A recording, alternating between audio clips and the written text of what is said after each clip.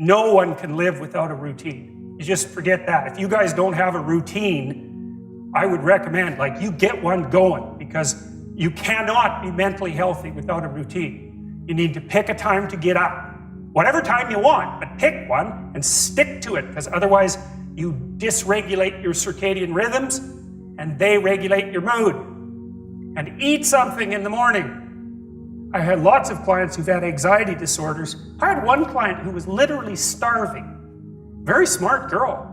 There was very little that she liked. She kind of tried to subsist on like half a cup of rice a day. She came to me and said, I have no energy. I come home, all I want to do is watch the same movie over and over. What, like, is that weird? And I thought, well, it depends on how hard you work. You know, it's a little weird, but whatever. Familiar, you're looking for comfort.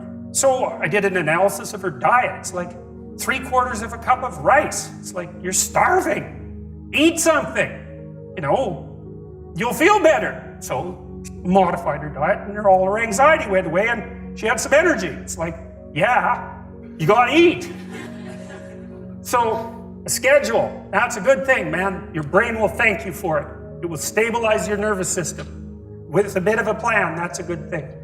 You need a career, you need something productive to do with your time. You need to regulate your use of drugs and alcohol, most particularly alcohol, because that does in a lot of people. You need a family, like the family you have, your parents and all that. It'd be nice if you all got along, you could work on that. That's a good thing to work on. And then, you know, you probably need children at some point. And that's life.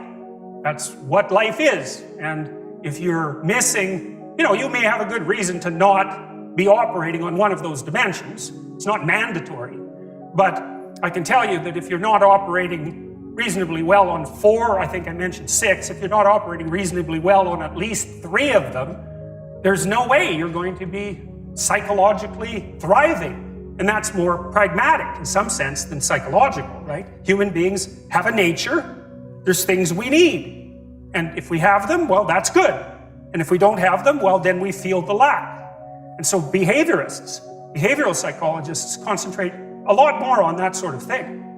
You know, it's practical, strategizing, make a career plan, figure out how to negotiate, because that's bloody important. Figure out how to say what you need.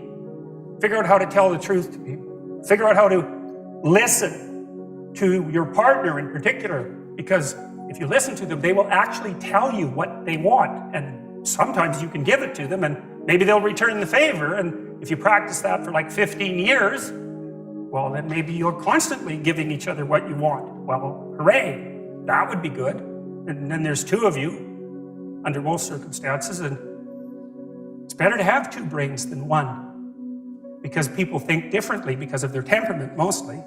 And so the negotiation is where the wisdom arises, and it's part of the transformation, the psychological transformation that's attendant on an intimate relationship, and one of the fundamental purposes of a long-term intimate relationship.